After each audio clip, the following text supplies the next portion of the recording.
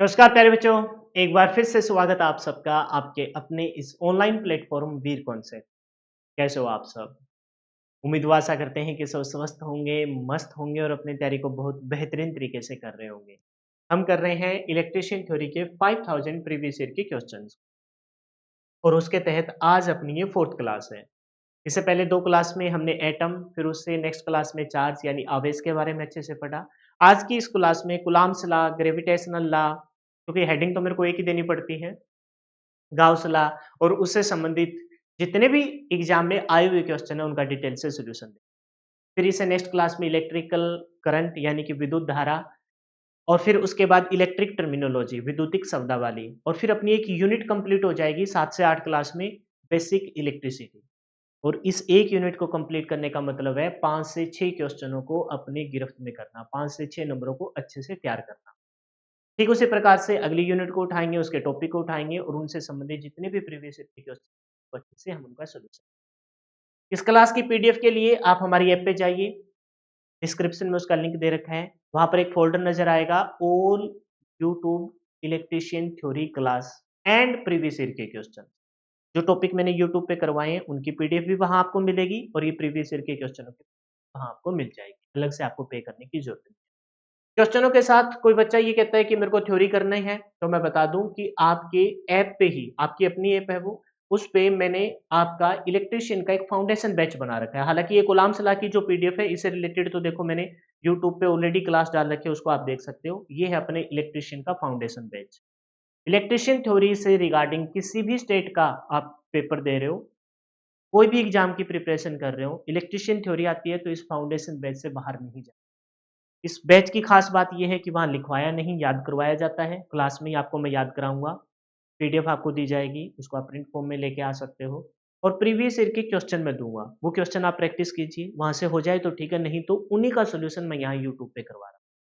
मतलब ये कि मिला-जुला एक प्लान है, जिसके तहत पहले थ्योरी, फिर क्वेश्चनों की प्रैक्टिस, वन लाइनर भी आपको वहाँ मिलेंगे। कुछ समझ में आ जाए तो ठीक है, क्वेश्चनों में ना आए तो इनका सॉल्यूशन आके यूट्यूब पे आप देख सकते हैं। 499 और एक-एक चीज़ को वहाँ खुद से बनाई गई पीडीएफ है, कोई भी ऐसी नहीं है कि किसी से बनवा के और फिर ये आपके सामने एक्सप्लेन की जा रही है। एक-एक चीज़ को मैंने खुद से और बहुत अच्छे से एग्ज़ामिन करते हुए कि बच्चों को किस प्रकार से समझ में आए, तो वो वहाँ से आप फाउंडेशन बैच में एनरोल कर सकते हो और बहुत ही नॉमिनल चार्ज है as compare to other teacher और as better to other content. मतलब वो टीचरों का जो कंटेंट है, आप ऑलरेडी कहीं से पढ़ रहे हो, तो भी आप इन क्लासों को लगा के देखना, विश्वास दिलाता हूँ, आप पहले से कहीं बेहतरीन आपको पा। तो ये इसका नेक्स्ट जो टॉपिक है वो विद्युत धारा है, इलेक्ट्रिक करंट है। उसकी पीडीएफ आप देख पा रहे हो, ये है इलेक्ट्रिक करंट, ठीक है?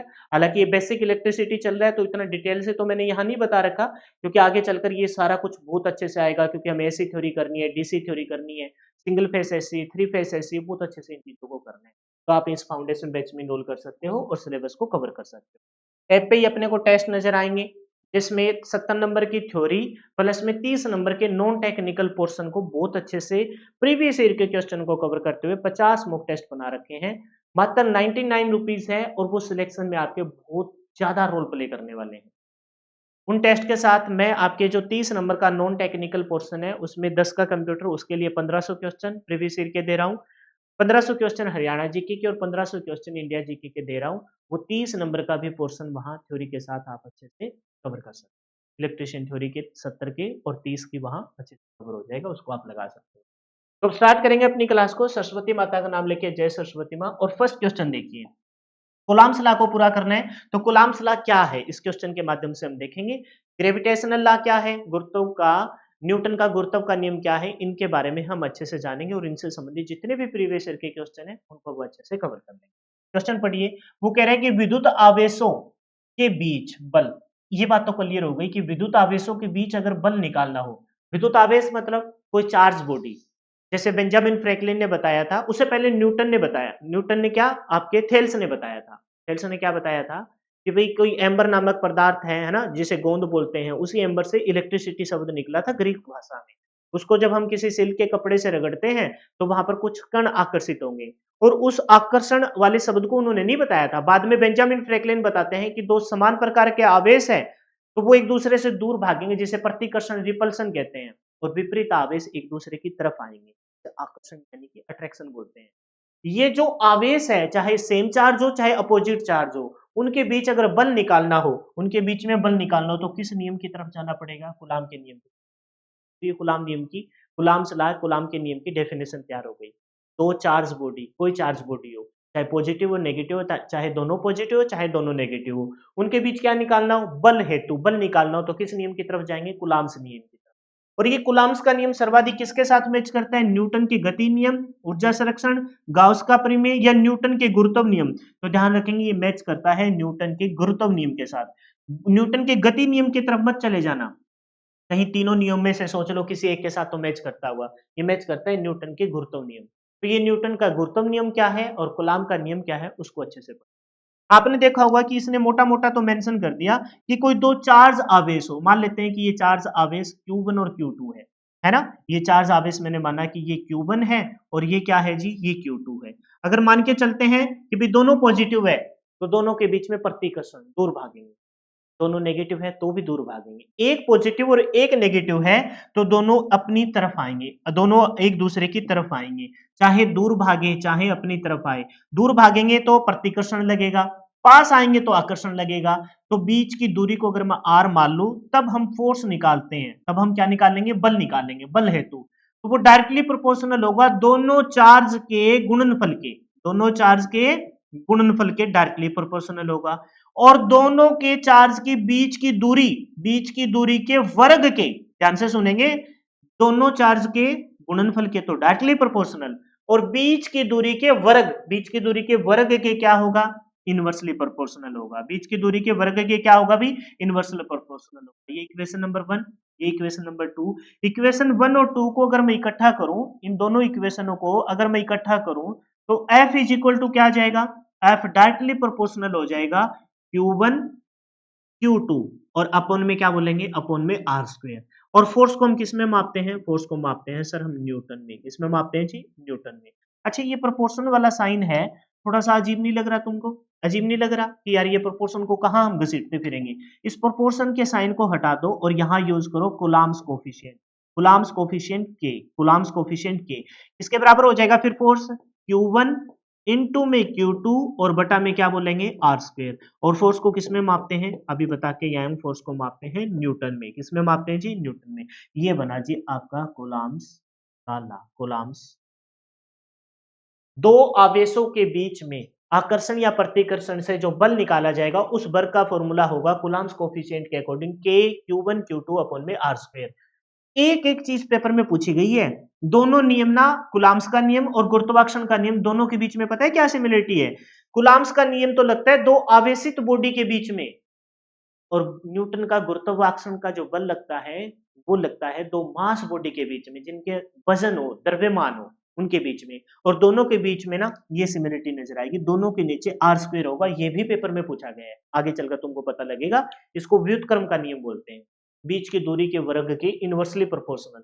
चाहे फोर्स को आप कूलाम्स लॉ से निकालो, चाहे आप न्यूटन के गुरुत्वाकर्षण के नियम से निकालो, दोनों के नीचे क्या आएगा? आर स्क्वायर आएगा, यानी कि बीच की दूरी के वर्ग के इनवर्सली प्रोपोर्शनल। इनवर्सली समझते हो ना? व्युत्क्रम, व्युत्क्रम, ये समानुपाती होता है, ये आपका व्युत्क्रमानुपाती होते हैं। तो बीच की दूरी के वर्ग के व्युत्क्रमानुपाती होते हैं कूलाम्स लॉ और ग्रेविटेशनल।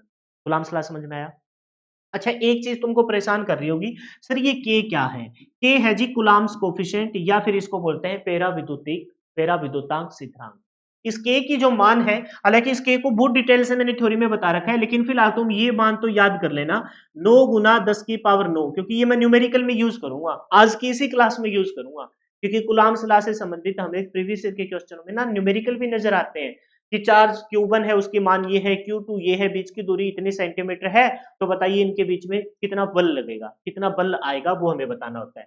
इस के का मान जो हमें न्यूमेरिकल में यूज करना है वो है 9 गुना 10 की पावर 9, क्या? Newton metre square. यूनिट भी बहुत खास है भाई, इस के कूलाम्स कोफिशिएंट के की यूनिट भी बहुत खास है, ये भी याद कर लेना, newton metre square per coulomb square. Newton metre square per coulomb square कहां से आई है ये यूनिट? है ना, ये क्लास तो मैंने देखो यूट्यूब पे फ्री ऑफ कॉस्ट डाल रखी है, इस क्लास को तुम देख सकते हो, है ना, देख सकते हो कि वहां पर इस यूनिट को भी मैंने बहुत अच्छे से बताया। ये आर मल्टीप्लाई डिवाइड कर रहा है, मल्टीप्लाई करेगा, फोर्स को न्यूटन, दूरी को मीटर, तो इन बन गया Newton metre square. Q1 Q2 नीचे जाएंगे, चार्ज को किसमें मापते हैं? कूलाम में। C इंटू सी क्या बन जाएगा? C का स्क्वायर। तो के का जो मान है कुलाम्स कोफिशिएंट या पेराविद्युतिक क्षेत्रांक, उसकी वैल्यू है 9 गुना 10 की power 9 newton metre square per coulomb square, newton metre square per coulomb. ये क्या था? ये है जी कुलाम्स कोफिशिएंट। अच्छा एक बात सुनो, आपने ये तो कह दिया सर कि कुलाम्ब का जो नियम है, कुलाम्ब का नियम है वो बहुत मतलब अच्छे से मैच करता है किसके साथ? वो मैच करता है जी गुरुत्वाकर्षण के नियम के साथ। किसके साथ मैच करता है? गुरुत्वाकर्षण के नियम। यानी कि ग्रेविटेशनल लॉ है ना? गुरुत्वाकर्षण। तो मात्रा मुत्रा गलत हो ना तो इग्नोर कर देना भाई। न्यूटन के गुरुत्व के नियम के साथ मैच करता है। किसके साथ मैच करता है? गुरुत्व, शॉर्ट फॉर्म में लिख रहा हूँ, गुरुत्व, है ना? गुरुत्व के नियम के साथ मैच करता है। तो ये गुरुत्व के नियम में क्या निकालते हैं? भाई गुरुत्व के नियम में भी हम फोर्स से निकालते हैं, लेकिन कुलाम्स लॉ के अकॉर्डिंग हम जो फोर्स निकालते हैं वो निकालते हैं दो चार्ज बॉडी से। उससे हमने फोर्स निकाला F इज इक्वल टू क्या आया? K Q1 Q2 अपॉन में R स्क्वायर, अपॉन में R स्क्वायर। यही आया भाई, बिल्कुल आया सर, इसमें कोई दो राय नहीं है, पिछले पेज में अच्छे से एक्सप्लेन करके आए हो आप। इसके अनुसार भी फोर्स से निकाला जाएगा। वो होता है चार्ज बॉडी के बीच में जिनके ऊपर आवेश हो, ये होता है मास बॉडी के बीच में, और इसके तहत जो फोर्स निकलेगा वो निकलेगा G। ये जैसे K था कूलम्ब्स कोफिशिएंट, ठीक उसी प्रकार से ये है ग्रेविटेशनल कोफिशिएंट, है ना? नियतांक बोलते हैं इसको। इनटू में क्या आएगा? मास बॉडी बोल रहे हैं तो m1 m2, वहां चार्ज थे, आवेश थे, यहाँ द्रव्यमान है, पहले का द्रव्यमान m मान लिया, दूसरे का m2 मान लिया, m1 और m2, और बीच की दूरी के वर्ग के इनवर्सली प्रोपोर्शनल होता है, और दोनों के बीच में कौन सी चीज सिमिलर नजर आई? बटा में आर स्क्वायर, बटा में आर स्क्वायर। और चाहे ये फोर्स हो और चाहे भाई ये फोर्स हो, इन फोर्स को मापा किस में जाएगा? इन फोर्स को मापा जाएगा जी न्यूटन में। किस में मापा जाएगा? न्यूटन में। तो चाहे हम कूलम्ब्स कोफिशिएंट से निकाले, चाहे हम ग्रेविटेशनल कोफिशिएंट से निकाले, आपके जो फोर्स का फॉर्मूला है वो इन दो आवेशों के गुणनफल, यहां से निकालते हैं तो दो मास बॉडी के गुणनफल और बीच की दूरी के वर्ग के व्युत्पत्ति। क्लियर है? यहां से हमने के का मान तो निकाल लिया, के की वैल्यू बताइए क्या बोलेंगे? 9 गुना 10 की पावर 9, बोलिए, पलट देंगे यूनिट को, newton metre square per coulomb square, newton metre square per coulomb square. ठीक उसी प्रकार से ग्रेविटेशनल कोफिशिएंट जी का जो मान होता है वो होता है 6.67 गुना में 10 की पावर -11, और इसकी जो वैल्यू है इसको पलटा जाएगा तो क्या बनेगा पता है? Newton metre square, newton metre square. यहां तक तो यूनिट इसकी भी सेम है और इसकी सेम है, लेकिन यहां आया था Q1 बटा में Q2 नीचे, कुलाम इंटू कुलाम, कुलाम का स्क्वायर बन गया। यहां आएगा M1 M2 नीचे, मास इंटू मास, मास को किस में मापते हैं? केजी में, केजी इंटू केजी क्या बन जाएगा? केजी का स्क्वायर। ये यूनिट है दोनों की, और आपको ये दोनों ही, ये तो अपने इलेक्ट्रिशियन थ्योरी में पूछा जाता है, ये आपके जीके के सेंस में पूछा जाता है, लेकिन दोनों की तुलना कर रहे हैं तो कूलम्ब्स कोफिशिएंट के और ग्रेविटेशनल कोफिशिएंट जी का मान याद कर लीजिए। कूलम्ब्स कोफिशिएंट न्यूमेरिकल में आज ही यूज करूंगा, 9 गुना 10 की power 9 newton metre square per coulomb square, unit भी ध्यान रखना। और यहां जब ग्रेविटेशनल कोफिशिएंट जी का मान निकालेंगे तो 6.67, हालांकि आगे भी वैल्यू होती है, 2 डिजिट से याद करो, 6.67 गुना में 10 की power -11 newton metre square, newton metre square per coulomb square, लेकिन यहाँ मास बॉडी है तो पर केजी, पर क्या हो जाएगा? केजी से। तो बताइए कुलाम्स का नियम किसके साथ मैच करता है? गुरुत्वाकर्षण के नियम। दोनों के अंदर मुख्य जो सिमिलरिटी है बीच की दूरी के वर्ग के व्युत्क्रमानुपाती होते हैं। यहाँ कुलाम्स कोफिशिएंट जी के का मान निकालना होता है, यहाँ कुलाम्स कोफिशिएंट जी का मान निकालना होता है, ग्रेविटेशनल कोफिशिएंट जी का, और दोनों से हम क्या निकालते हैं? दोनों से हम बल निकालते हैं, वो चार्ज बॉडी के बीच में, ये मास बॉडी के बीच। क्लियर है भाई? नेक्स्ट क्वेश्चन देखिए, कुलाम का नियम, कुलाम बल तथा गुरुत्वाकर्षण बल का पालन करते हैं। किसके नियम का पालन करते हैं? यही बात मैं अभी बता रहा था। ओम के नियम का पालन करते हैं, एम्पियर के नियम का पालन करते हैं, व्युत्क्रम वक्र के नियम का पालन करते हैं, या किरचॉफ के नियम का पालन करते हैं? अभी बता के आया था कि दोनों के दोनों व्युत्क्रम वक्र के नियम का पालना करते हैं। क्योंकि कुलाम बल से निकालो, बल मतलब फोर्स, कुलाम से निकालो तो क्या आया? के Q1 इंटू में Q2 और बटा में क्या आया? R square. चाहे आप गुरुत्वाकर्षण बल से फोर्स निकालो, गुरुत्वाकर्षण के नियम से बल निकालो तो क्या आएगा? जी, बोलिए, यहां वहां Q1 Q2 था, यहां था आएगा M1 M2, मास बॉडी है और बीच की दूरी के व्युत्क्रमानुपाती। चाहे इससे फोर्स निकाल लो, चाहे इससे फोर्स निकाल लो, फोर्स को मापा किस में जाएगा? फोर्स को मापा जाएगा जी न्यूटन में। किस में मापा जाएगा? न्यूटन में। दोनों के बीच सिमिलरिटी बताओ, बताना जरा, दोनों के बीच सिमिलरिटी बताओ। कह रहे हैं कि बीच की दूरी के वर्ग के व्युत्क्रमानुपाती होते हैं। बीच की दूरी के वर्ग के व्युत्क्रमानुपाती होता है। तो किस नियम को फॉलो करते हैं? व्युत्क्रम वर्ग के नियम को फॉलो करते हैं। तो पूछा है कूलाम बल, कूलाम से जो फोर्स निकालते हैं, गुरुत्वाकर्षण बल, गुरुत्वाकर्षण के नियम से जो बल निकालते हैं, वो दोनों के दोनों किस नियम को पालन करते हैं? व्युत्क्रम वर्ग के नियम को पालन न करते हैं, आर स्क्वायर आर स्क्वायर। और पीछे अभी बता के आया हूं कूलाम्स कोफिशिएंट के की मान बताओ जरा। तो हमने कहा था 9 गुना 10 की पावर 9 गुना में बोलिए newton metre square, newton metre square per coulomb square. लेकिन यहां जब कोफिशिएंट जी का मान निकालेंगे तो आएगा 6.67 गुना में 10 की पावर -11। लेकिन यहाँ न्यूटन मीटर स्क्वायर तो सेम है, लेकिन पर कूलाम स्क्वायर की जगह क्या आ जाएगा? पर KG square, per KG square. जब आगे चलकर आप अपने सिलेबस में पढ़ोगे ना, इस के का भी आगे एनकाउंटर करना आता है। के इज इक्वल टू होता है 1 अपॉन में 4 पाई एप्सिलॉन। ये एप्सिलॉन पता है क्या बनाता है? ये एप्सिलॉन आपकी परमिटिविटी को बताता है, यानी कि विद्युतशीलता को बताता है। और यहाँ से भी क्वेश्चन पूछा जाता है। ये epsilon is equal to epsilon naught और एप्सिलॉन आर होता है, लेकिन यहाँ इतना कंफ्यूज नहीं करेंगे। बस एक बार कूलम्ब्स कोफिशिएंट और ग्रेविटेशनल कोफिशिएंट पे फोकस। बताइए क्लियर है क्या? बहुत बढ़िया। नेक्स्ट देखिए, अगर वीडियो आपको पसंद आ रहे हैं तो जितने व्यू आते हैं ना उतने लाइक नहीं आते हैं, और मेरे को बड़ा खेद है। या तो मैं पढ़ाने में कोई कमी है तो मेरे को कमेंट करके बताइए, मैं कुछ इंप्रूव करूंगा। कोई बच्चा ये कह सकता है सर आप स्लो चल रहे हो, तो स्लो इस वजह से चल रहे हैं क्योंकि एक क्वेश्चन के माध्यम से ना 4-4 5 कवर करवा रहा हूँ। दूसरी बात, कोई बच्चा ये कहता है कि सर क्लास के बीच में कभी कभार गैप आ जाता है, तो भाई मेरे को मेरी ड्यूटी करनी होती है। साथ में फाउंडेशन बैच, कंप्यूटर का भी फाउंडेशन बैच बना रहा हूँ, उसकी भी क्लास रिकॉर्ड करनी होती है। इलेक्ट्रिशियन इन थ्योरी की 2 क्लास वहाँ करनी होती है, 2 क्लास कभी कभार 1 क्लास कंप्यूटर की करनी होती है, फिर यूट्यूब पे डालनी होती है। तो भाई और साथ में ड्यूटी भी करनी होती है। तो थोड़ा सा हाँ, एग्जाम आ जाएगा तो मैं जिम्मेवारी लेता हूँ, ये क्वेश्चन भी पूरे होंगे और थ्योरी भी। लेकिन तभी तक एक बार मेरे को बनाने दीजिए, तो माहौल बनाने दीजिए। तो भाई जितने व्यू आते हैं, पसंद आ रही है तो लाइक कीजिए, कमेंट करके बताया करो, नहीं पसंद आ रही है तो भी बताया करो, मैं कुछ इंप्रूव करूंगा, डेफिनेटली करूंगा। क्या कहता है कि आवेशों के मध्य आकर्षण या प्रतिकर्षण, आकर्षण या प्रतिकर्षण, 2 बार आकर्षण आकर्षण आ गया, ठीक है, का बल किस पर निर्भर करता है? अभी पढ़ के आए हैं। आकर्षण या प्रतिकर्षण से हमने बताया था कि फोर्स है वो डायरेक्टली प्रोपोर्शनल है Q1 Q2, फोर्स है वो इनवर्सली प्रोपोर्शनल है बीच की दूरी के, है ना। इन दो चीजों से मिलकर हमने फोर्स का फाइनल फॉर्मूला बनाया, F इज इक्वल टू बताइए किसके इक्वल आ गया था? के Q1 और Q2 और बीच की दूरी के वर्ग के इनवर्सली प्रोपोर्शनल, जिसे व्युत्क्रम के नियम बोलते हैं, व्युत्क्रम के वर्ग का नियम बोलते हैं। अब पूछा है कि आवेशों के गुणनफल पर निर्भर करता है, बिल्कुल करता है आवेश। ये देखो आवेशों के गुणनफल कह रहे हैं कि आवेशों के मध्य की दूरी पर निर्भर करता है, बिल्कुल करता है जी, बीच की दूरी के वर्ग के इनवर्सली प्रोपोर्शनल होता है। आवेशों के पदार्थ पर, क्या कहीं पदार्थ का जिक्र किया है क्या?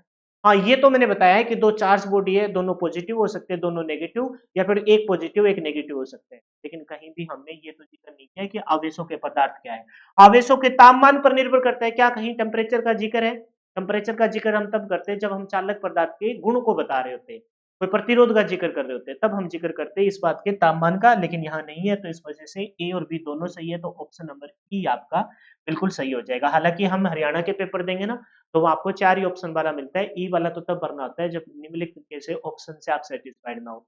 तो ए बी फिर सी ऑप्शन ऐसा नजर आता है आपको, ए बी व दोनों, और डी आता है इनमें से कोई नहीं। तो अपने को ध्यान देना है कि ये दोनों ऑप्शन आते हैं, दोनों के चार्जों के ऊपर निर्भर करता है, दोनों चार्ज के प्रोडक्ट के डायरेक्टली प्रोपोर्शनल, बीच की दूरी के वर्ग के इनवर्सली प्रोपोर्शनल, दोनों से हम वैल्यू निकाल लेंगे। नेक्स्ट क्या है? यदि 2 आवेशों के कणों की बीच की दूरी को घटाकर मूल दूरी से आधा कर दिया जाए, आवेश चार्ज बोला है। आप कहोगे सर ये ध्यान कैसा रहे, आवेशों का जिक्र करें, आवेशित कणों का जिक्र करें तो कूलम्ब्स कोफिशिएंट, मास कणों का जिक्र करें तो ग्रेविटेशनल कोफिशिएंट। आवेश के बीच में फोर्स निकालना हो तो हमने देखा था कि सेकंड इक्वेशन के अनुसार इनवर्सली प्रोपोर्शनल है बीच की दूरी के।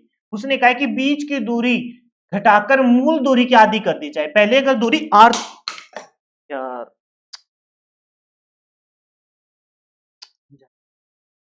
क्रिकेट खेल रहे होते तो अब ऐसे बोलते कि भाई गिर गया बल्ला, आउट होगा, बैटिंग आई।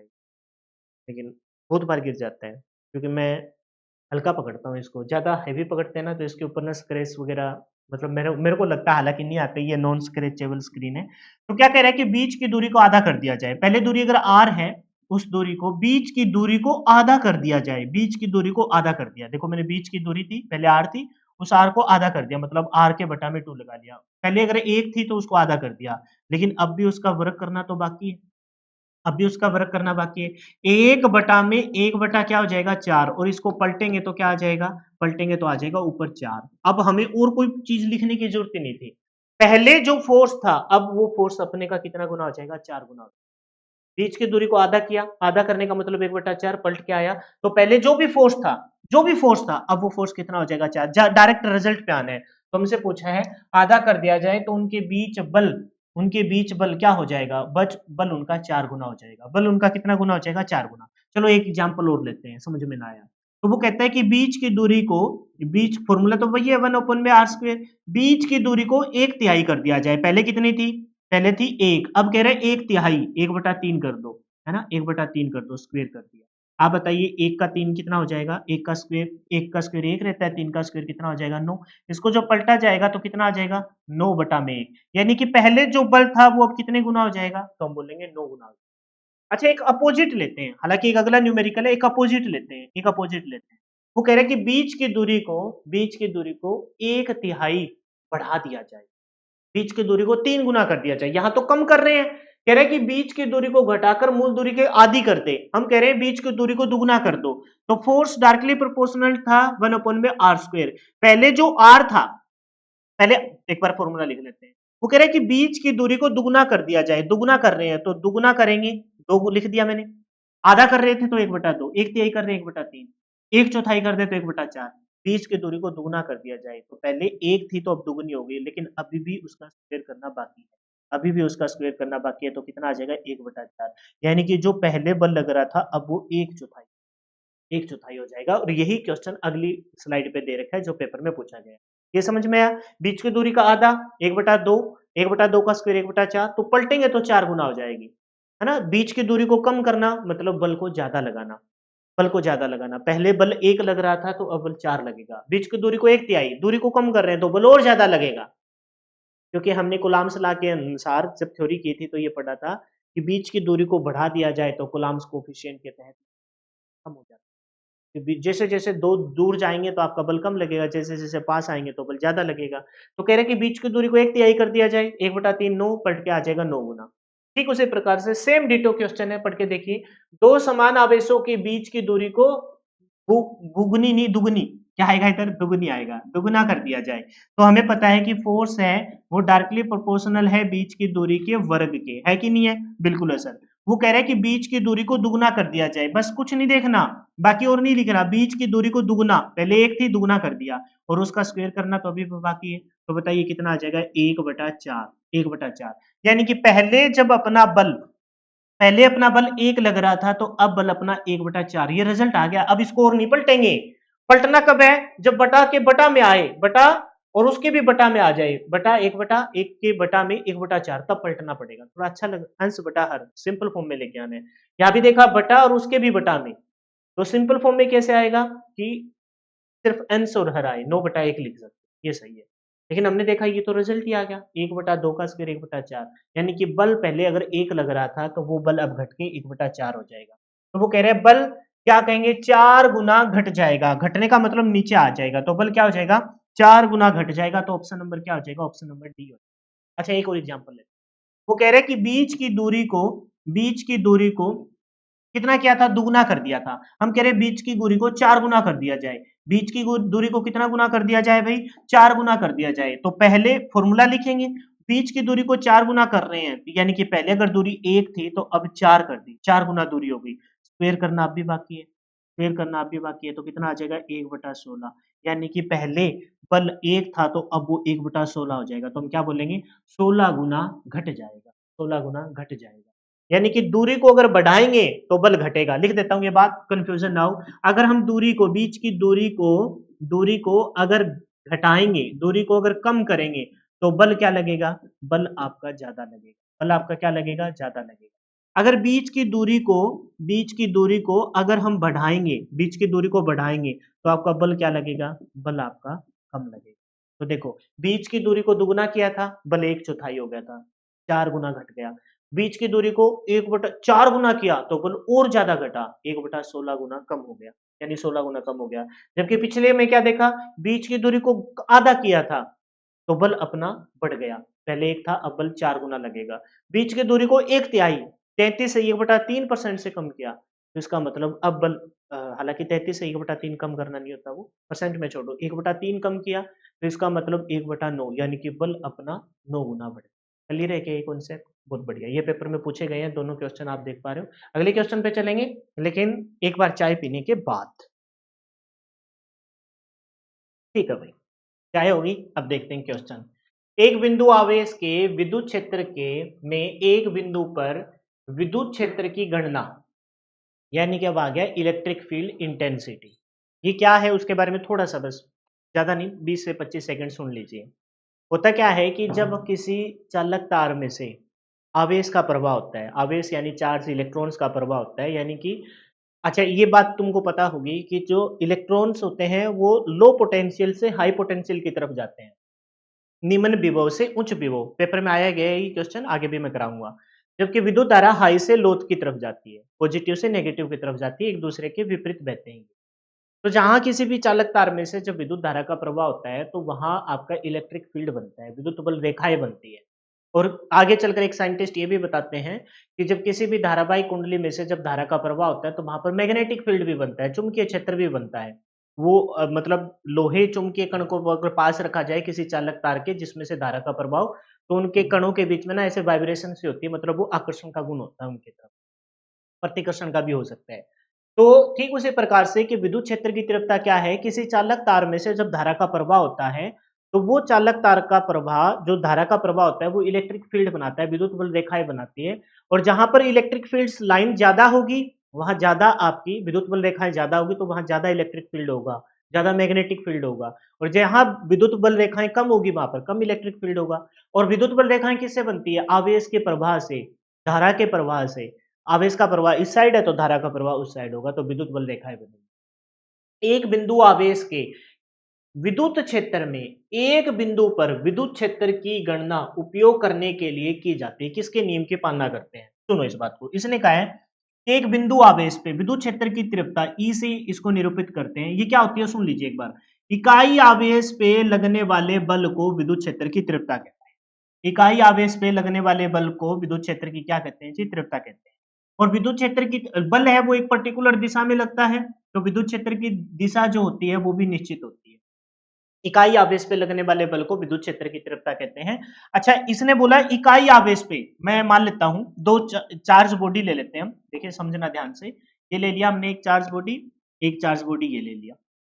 ये कहा कि इकाई आवेश, एक आवेश को तो इकाई मान लो, इकाई आवेश पे लगने वाले बल दूसरे को क्यू मान लो। दो चार्ज बॉडी ले ली हमने, एक को Q1 मान, एक को Q मान, जैसे पीछे हमने कूलाम सलाह में क्या किया था, एक को Q1 दूसरे को Q2 माना था। ये Q1 है ये Q2 है, लेकिन ये तो इकाई आवेश है। इकाई आवेश पे लगने वाला बल दूसरे को फिर Q1 क्या मानना, एक की वैल्यू 1 है दूसरे को Q मान लिया।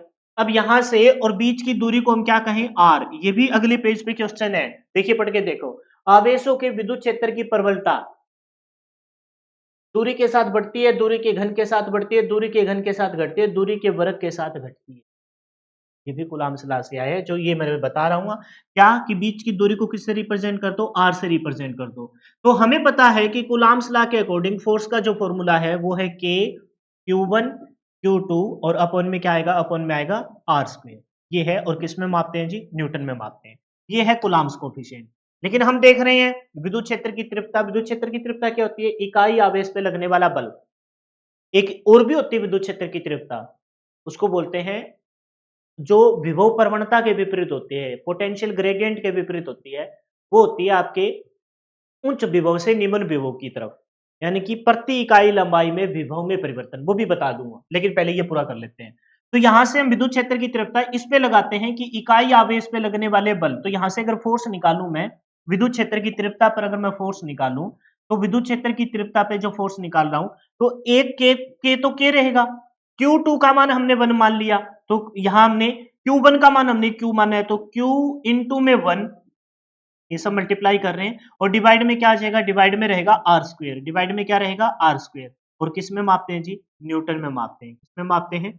न्यूटन में मापते हैं। तो ध्यानपूर्वक देखेंगे, ये जो विद्युत क्षेत्र की तीव्रता जिसे हम ई से निरूपित कर रहे हैं, ई से बता रहे हैं, प्रतीकात्मक चिन्ह ई है, वो फोर्स के बराबर हुआ और उसका फॉर्मूला निकल के आया के Q1 Q2 की जगह सिर्फ Q आ गया क्योंकि एक तो बल हमने Q माना है, एक आवेश को तो 1 माना है, दूसरे को Q माना है, तो मल्टीप्लाई करेंगे K Q और बीच में क्या, नीचे क्या रहेगा, नीचे रहेगा बीच की दूरी के वर्ग। और किस में मापते हैं, न्यूटन में मापते हैं। किस में मापते हैं जी, न्यूटन में। लेकिन विद्युत क्षेत्र की तीव्रता को जब दिखाया जाएगा तो उसको न्यूटन में नहीं, उसको मापा जाएगा जी वोल्ट में। इसमें मापा जाएगा वोल्ट में, और या फिर मापेंगे उसको, क्या बोलेंगे, न्यूटन पर कूलाम। किसमें मापेंगे, न्यूटन पर कूलाम, और वही आपका क्या होता है, वोल्ट के सेंस में रिप्रेजेंट किया जाता है। आप यूनिट से परेशान मत होना, यूनिट को छोड़ दीजिए क्योंकि यूनिट को मैं दूसरे से निकालूंगा। तो ये बन गई जी विद्युत क्षेत्र की तीव्रता। बताइए समझ में आया क्या। इकाई आवेश पे लगने वाला बल। आप कहोगे यूनिट क्यों नहीं निकली, लिखिए आपने अभी, पहले तो फोर्स की न्यूटन लिखी थी, अभी बताता हूँ यूनिट क्या आएगी। आप बताइए विद्युत क्षेत्र की तीव्रता में फोर्स को किसमें मापते हैं, फोर्स को मापते हैं जी किसमें, फोर्स को मापते हैं न्यूटन में। आप सबको पता है फोर्स को हम न्यूटन में मापते हैं। अच्छा, चार्ज को किसमें मापते हैं, चार्ज को मापते हैं जी कूलाम में। चार्ज को किसमें मापते हैं, कूलाम में। तो यूनिट क्या बन गई, न्यूटन पर कूलाम। तो विद्युत क्षेत्र की तीव्रता का अगर मैं मात्रक कहूं, क्या कहूं, मात्रक कहूं, तो वो होता है जी न्यूटन पर कूलाम। क्या होता है जी, न्यूटन, न्यूटन शॉर्ट फॉर्म में लिख देते हैं पर कूलाम। न्यूटन पर कूलाम क्या होता है, विद्युत क्षेत्र की तीव्रता का मात्रक होता है। क्या इसके अलावा भी अन्य मात्रक है क्या, बिल्कुल एक अन्य मात्रक भी है। मात्रक के सेंस में एक मात्रक और होता है इसका, वो होता है जी प्रति इकाई लंबाई में विभव में अंतर। तो वो प्रति इकाई लंबाई में विभव में अंतर क्या आएगा, वोल्ट पर मीटर। ये मैं अगली क्लास में बताऊंगा, परेशान मत होना, वोल्ट पर मीटर। जब मैं आगे बढ़ूंगा ना सिलेबस में, तो ये भी आपको मैं एक्सप्लेन करके दिखाऊंगा, लेकिन यहाँ करूंगा तो आप कंफ्यूज हो जाएंगे। बस ये ध्यान रखना, विद्युत क्षेत्र की तीव्रता को हमने देखा इकाई आवेश पे लगने वाला बल होता है। इकाई आवेश पे लगने वाला बल है तो फोर्स का फॉर्मूला हमें पता है कूलाम्स लॉ से, एफ के Q1 Q2 अपन में आर स्क्वायर। एक आवेश को हमने वन मान लिया, दूसरे को क्यू है, तो के क्यू अपन में आर स्क्वायर। ये बन गई विद्युत क्षेत्र की तीव्रता। तो विद्युत क्षेत्र की तीव्रता को हम कुछ ऐसे भी लिख सकते हैं, विद्युत क्षेत्र की तीव्रता के लिए हम बोलेंगे क्या, E इज इक्वल टू, विद्युत क्षेत्र की तीव्रता का साइन क्या है, E है, तो E इज इक्वल टू क्या हो जाएगा, E इज इक्वल टू हो जाएगा जी, क्या बोलेंगे, थोड़ा सा मैं इधर लेके आना, कहाँ पे, विद्युत क्षेत्र की तीव्रता क्या हो जाएगी, विद्युत क्षेत्र की तीव्रता E, एप्सिलॉन नहीं, E प्रॉपर E लिखना है, E इज इक्वल टू क्या बोलेंगे, F फोर्स के बराबर आया K Q और अपॉन में क्या आ जाएगा आर स्क्वायर, और यूनिट अभी लिख के आए हैं वो क्या है, न्यूटन प्रति कूलाम, या फिर मैं बोलूं वोल्ट, याद कर लेना, अभी एक्सप्लेन इसको बाद में करूंगा, वोल्ट पर मीटर, वोल्ट पर मीटर, ये दो यूनिट है इसकी, न्यूटन प्रति कूलाम या वोल्ट पर मीटर, ये दो यूनिट है, ठीक है। न्यूटन प्रति कूलाम भी किसकी यूनिट है, विद्युत क्षेत्र की तीव्रता की, या फिर यूनिट क्या है, वोल्ट पर मीटर। क्वेश्चन क्या था कि विद्युत क्षेत्र की तीव्रता किसके नियम के ऊपर आधारित है, तो कूलाम्स के नियम के आधारित है। क्यों आधारित है बताओ, क्योंकि कूलाम्स का नियम से ही हमने फोर्स का फॉर्मूला, उसी फॉर्मूले को हम यहाँ यूज कर रहे हैं। तो विद्युत क्षेत्र की तीव्रता भी क्या निकलेगी, विद्युत क्षेत्र की तीव्रता का फॉर्मूला डायरेक्ट याद करेंगे, के क्यू अपॉन में आर स्क्वायर, के क्यू अपॉन में आर स्क्वायर, ये विद्युत क्षेत्र की तीव्रता है। और मात्रक बोले तो दो मात्रक है, न्यूटन प्रति कूलाम और वोल्ट पर मीटर। न्यूटन प्रति कूलाम को तो मैंने बता दिया कि इकाई आवेश पे लगने वाला बल, फोर्स को मापेंगे न्यूटन में और आवेश को मापेंगे चार्ज में, तो न्यूटन प्रति कूलाम। एक दूसरी यूनिट और निकलती है, वो निकलती है जब हम विद्युत बल रेखाओं को देखेंगे, जहां पर आप विद्युत क्षेत्र की तीव्रता को दिखाएंगे कैसे, उच्च विभव से निम्न विभव की तरफ, और विभव प्रवणता जो विद्युत क्षेत्र की तीव्रता का विपरीत होती है उसको दिखाएंगे निम्न विभव से उच्च विभव की तरफ। तब रहेगा एक प्रति इकाई लंबाई में विभव में अंतर, प्रति इकाई लंबाई में विभव में अंतर। तो प्रति इकाई लंबाई में विभव में अंतर, विभव मतलब वोल्टेज, वोल्टेज को किसमें मापते हैं, विभव, वोल्टेज को मापते हैं वोल्ट में, और लंबाई को किसमें मापते हैं, मीटर में, तो वोल्ट पर मीटर। तो दो यूनिट याद रखेंगे, न्यूटन पर कूलम या वोल्ट पर मीटर। बोलो क्लियर है क्या विद्युत क्षेत्र की तीव्रता। अगर क्लियर है तो अभी जस्ट पीछे करके आए हैं कि विद्युत क्षेत्र की तीव्रता, या तो हमने बोला कि इकाई आवेश पे लगने वाला बल, और यहां से अपना निकली यूनिट वो क्या निकली, न्यूटन प्रति कूलाम, या मैं बात करूं दूसरी यूनिट की जो आपको अभी फिलहाल के लिए याद कर लेनी है लेकिन आगे एक्सप्लेन करूंगा, वो क्या है जी, वोल्ट पर मीटर, वोल्ट पर मीटर। दो यूनिट मैंने बता दी, न्यूटन प्रति कूलाम या फिर वोल्ट पर मीटर। और विद्युत क्षेत्र की तीव्रता क्या होती है, प्रति इकाई लंबाई पे लगने वाला बल। अच्छा, ये बल है वो पर्टिकुलर दिशा में लगता है, तो विद्युत क्षेत्र की तीव्रता आपकी कैसी राशि है, तो विद्युत क्षेत्र की तीव्रता आपकी सैदिश राशि है। कैसी राशि है, सैदिश राशि है। जो राशि आज सैदिश होती है ना, सैदिश मतलब इसमें दिशा और मैग्नीट्यूड दोनों हो, तो उसके ऊपर ना ऐसे ये तीर का निशान लगता है, सदिश राशि है। प्रत्यात्मक रूप से किससे इंडिकेट करते हैं? सदिश राशि। इस सदिश राशि को हम ई से निरूपित करते हैं, ई से बताते हैं कि विद्युत क्षेत्र की तीव्रता है। वो कह रहे हैं कि विद्युत क्षेत्र के आवेश आवेश की विद्युत क्षेत्र प्रबलता तीव्रता किस पर निर्भर करती है? तो किस पर निर्भर करती है? हमने निकाला था कि E इज इक्वल टू, दूसरा मार्कर लेना पड़ेगा, यहां दिखाई नहीं देता। E इज इक्वल टू, इस फॉर्मूले से हमने कूलाम्स लॉ से क्या निकाला? E is equal to K Q upon में क्या आ गया? R square. यानी विद्युत क्षेत्र की तीव्रता किस पर निर्भर कर रही है? दूरी के वर्ग के साथ ये घटती है। डायरेक्टली प्रोपोर्शनल तो है किसके? पराविद्युतिक श्रृंखला के क्यू, और इनवर्सली प्रोपोर्शनल है बीच की दूरी के वर्ग के। तो हमसे पूछा है दूरी के साथ बढ़ती है, दूरी के घन के साथ बढ़ती है, दूरी के घन के साथ घटती है, दूरी के वर्ग के साथ घटती है। घटती क्यों है? क्योंकि इनवर्सली प्रोपोर्शनल है। दूरी के वर्ग के साथ घटती है, इनवर्सली प्रोपोर्शनल है। अच्छा, अगर मैं कहूं विद्युत क्षेत्र की तीव्रता, आवेश के विद्युत क्षेत्र की तीव्रता को मैं, आपका फाइनल जो फॉर्मूला बना वो क्या है? E is equal to K Q अपन में आर स्क्वेयर। इस के का अगर तुमको अगर पूछ लिया जाए कि विद्युत क्षेत्र की तीव्रता में पेरा विद्युतिक श्रृंखला के का मान क्या है, तो मान बदलेगा नहीं, क्योंकि ये कोफिशिएंट है। जैसे पाई का मान चाहे मैं यूज करूं चाहे आप यूज करो, 22/7 या 3.14, वो मेरे लिए भी यही रहेगा, आपके लिए भी यही रहेगा। तो ये पेराविद्युतिक श्रृंखला कूलाम्स कोफिशिएंट के का मान चाहे मैं यूज करूं आप यूज करो, चाहे आप कूलाम्स कोफिशिएंट में यूज करो, चाहे पेराविद्युतिक श्रृंखला का यूज आप विद्युत क्षेत्र की तीव्रता या प्रबलता में यूज करो, के का मान तो यही रहेगा। के का मान क्या रहेगा? 9 गुना 10 की power 9 newton metre square, newton metre square per coulomb square. इसका मान नहीं बदलेगा, ये फिक्स रहेगा। बोलो बात क्लियर है क्या? बताइए ये बात समझ में आई क्या? और विद्युत क्षेत्र की तीव्रता में क्या है? विद्युत क्षेत्र की तीव्रता में E इज इक्वल टू के का मान आपको मैंने बता दिया ये रहता है। इस के की मान को आगे और ड्राइव किया जाता है 1/4πε, उतना डिटेल में नहीं, बस ये देख सकते हैं कि विद्युत क्षेत्र की तीव्रता का अगर कोई न्यूमेरिकल आएगा तो ये एक इकाई आवेश पर दूसरा आवेश आपको Q का मान देगा। विद्युत क्षेत्र की तीव्रता में कूलाम्स कोफिशिएंट K का मान आपको याद रखना है 9 गुना 10 की power 9 newton metre square per coulomb square, और बीच की दूरी निकाल लोगे, कोई मुश्किल नहीं है। दूरी के वर्ग के साथ घटती है, दूरी के वर्ग के साथ क्या होती है जी? घटती है। निम्नलिखित बलों में से कौन सा बल सबसे कमजोर बल है? निम्नलिखित बलों में से कौन सा बल सबसे कमजोर बल है? आपको जब मैंने एटम बताया था तो एटम के अंदर जो नाभिक होती है, उस नाभिक के अंदर जो आपका इंटरमोलिकुलर फोर्स होता है, जो उस नाभिक के अंदर प्रोटॉन और न्यूट्रॉन को बांधे रखता है। इसके बाहर जो इलेक्ट्रॉन्स दीर्घवृत्ताकार पाथ में, इलिप्टिकल शेप में, इलिप्टिकल ऑर्बिट में जो चक्कर लगाते हैं, इलेक्ट्रॉन के ऊपर नेगेटिव चार्ज और उस नाभिक के अंदर प्रोटॉन, प्रोटॉन के अंदर पॉजिटिव चार्ज, ये एक दूसरे को खींचते हैं।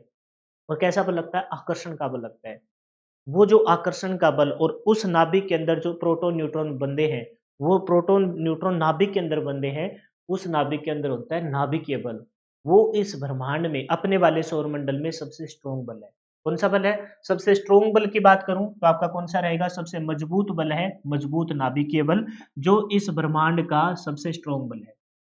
क्या कहेंगे? सबसे सबसे लेकिन हमें तो सबसे कमजोर पूछा है, लेकिन अभी देख लेते हैं सबसे मजबूत बल। क्या बोलेंगे? सबसे मजबूत जो बल है वो कौन सा है? सबसे मजबूत बल है वो आपका नाभिकीय बल है, जो किसी एटम के नाभिक के अंदर प्रोटॉन न्यूट्रॉन और फिर बाहर जो चक्कर लगा रहे होते हैं इलेक्ट्रॉन्स, लेकिन वो अंतराण्विक बल जो प्रोटॉन न्यूट्रॉन को नाभिक के अंदर बांधे रखता है, वही नाभिकीय बल सबसे मजबूत। सबसे कमजोर बल पूछा है तो सबसे कमजोर बल जो होता है वही बल होता है जो हमने कूलाम्स लॉ के साथ पढ़ा था, और उसे गुरुत्वाकर्षण का बल कहते हैं। क्या कहते हैं जी? गुरुत्वाकर्षण का बल कहते हैं, जिसकी वैल्यू को हमने निकाला था F इज इक्वल टू क्या? Coulombs coefficient G m1 m2 और अपॉन में आर स्क्वेयर। लेकिन इसके न्यूमेरिकल हमें यहाँ नहीं करने, और इसको किस में मापते हैं? न्यूटन में मापते हैं। और ये इस पूरे अपने सौरमंडल में सबसे कमजोर बल है। आप कहोगे सर कमजोर मंडल कैसे कमजोर? ये तो कह रहे हैं कि दो मास बॉडी के बीच में लगता है। जैसे मैं कहूं कि दो मास बॉडी के बीच में लगता है कि एक मास बॉडी हमने ये ले ली, एक मास बॉडी हमने ये ले ली, एक दूसरी मास बॉडी हमने ये ले ली। तो ये मान लिया हमने सन है, ये क्या है जी? सन है ना, इस सन है, और ये हमने मान लिया अर्थ है, ये क्या है जी? अर्थ है। तो इनके बीच में लग रहा है तो ये तो बहुत स्ट्रोंग होना चाहिए। हमने सुना है कि पृथ्वी का गुरुत्वाकर्षण बल इतना है कि हम इस पृथ्वी की सतह को छोड़ के नहीं जा सकते, इसके ऊपर रहते हैं, और हमारा पलायन वेग इतना ज्यादा होना चाहिए प्रति सेकंड, क्या पता कितने किलोमीटर जाएं, तब हम पृथ्वी के वेग को छोड़ सकते हैं, पृथ्वी के गुरुत्वाकर्षण को छोड़ सकते हैं। जबकि सूरज का तो गुरुत्वाकर्षण बल पृथ्वी के गुरुत्वाकर्षण से कई कई गुना ज्यादा है। तो इनके बीच में तो बहुत स्ट्रॉन्ग लगना चाहिए।